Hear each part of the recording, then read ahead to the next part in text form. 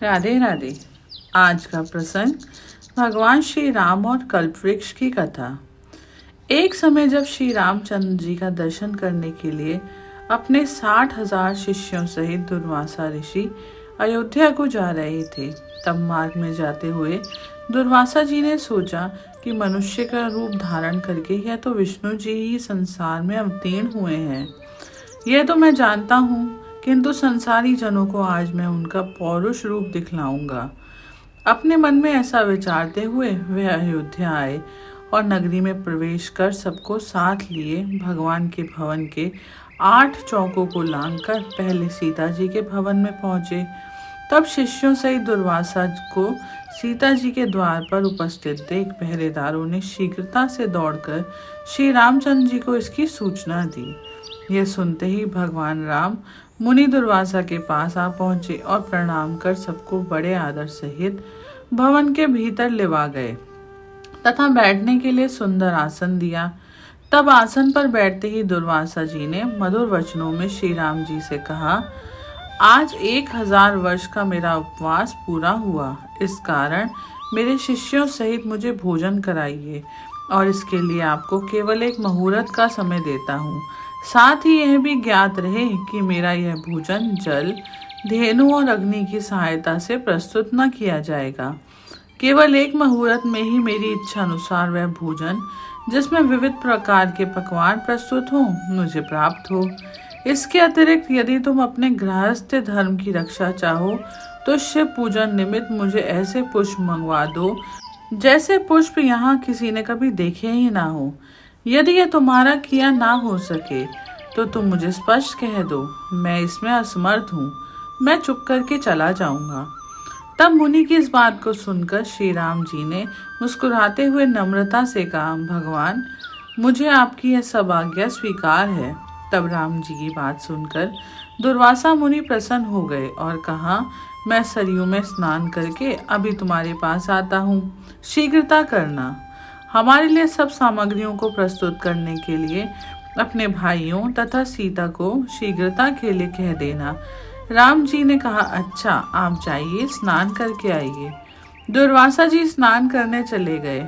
श्री राम चिंतित हो गए। लक्ष्मण आदि भ्राता, जानकी तथा सबके सब व्याकुल होकर राम जी की ओर देखने लगे। मुनि ने तो इस प्रकार की सब अद्भुत वस्तुएं मांगी हैं, इसके लिए देखें कि अब भगवान क्या करते हैं, क्योंकि बिना अग्नि, जल और बिना गौ के उनके लिए किस प्रकार के भोजन प्रस्तुत करें। तब राम जी ने लक्ष्मण जी से एक पत्र लिखवाया, फिर उस पत्र को अपने बाण में बांधकर धनुष पर चढ़ाया और छोड़ दिया। वह बाण वायु वेग से उड़कर अमरावती में इंद्र की सुधर्मा नामक सभा में जाकर उनके सामने गिर पड़ा। उस बाण को देखकर इंद्र व्याकुल हो गए और कहा, यह किसका बाण है? फिर उठाकर जो देखा तो उस पर राम का नाम अंकित था। फिर उसमें बंधे पत्र को खोलकर पढ़ा। पत्र खुलते ही वह बाण फिर से वहां से उड़कर श्री राम के तरकश में आ गया। उधर इंद्र ने उस पत्र को सभा में बैठे हुए सब देवताओं को सुनाया। उसमें लिखा था, इंद्र स्वर्ग में सुखी रहो, मैं सर्वदा तुम्हारा स्मरण करता हूँ, परंतु तुम्हें एक आज्ञा देता हूँ। आज 1000 वर्ष के भूखे हुए दुर्वासा मुनि अपने 60,000 शिष्यों के साथ मेरे यहाँ आए हैं। वे ऐसा भोजन चाहते हैं जो गऊ, जल अथवा अग्नि के द्वारा सिद्ध न किया हो। इसके साथ ही उन्होंने शिव पूजन के लिए ऐसे पुष्प मांगे हैं जिन्हें कि अब तक मनुष्य ने देखा ना हो। मैंने उनकी यह मांग स्वीकार कर ली है।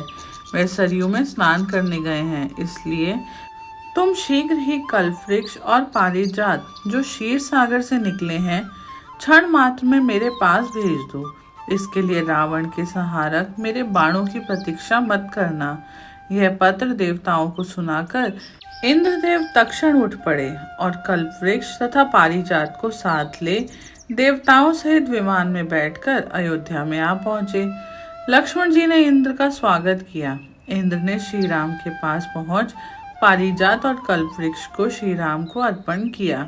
इतने में ही सरयू तट से दुर्वासा जी अपने एक शिष्य को राम जी के पास भेजते हैं और कहते हैं, तुम जाकर देखो श्री राम इस समय क्या कर रहे हैं।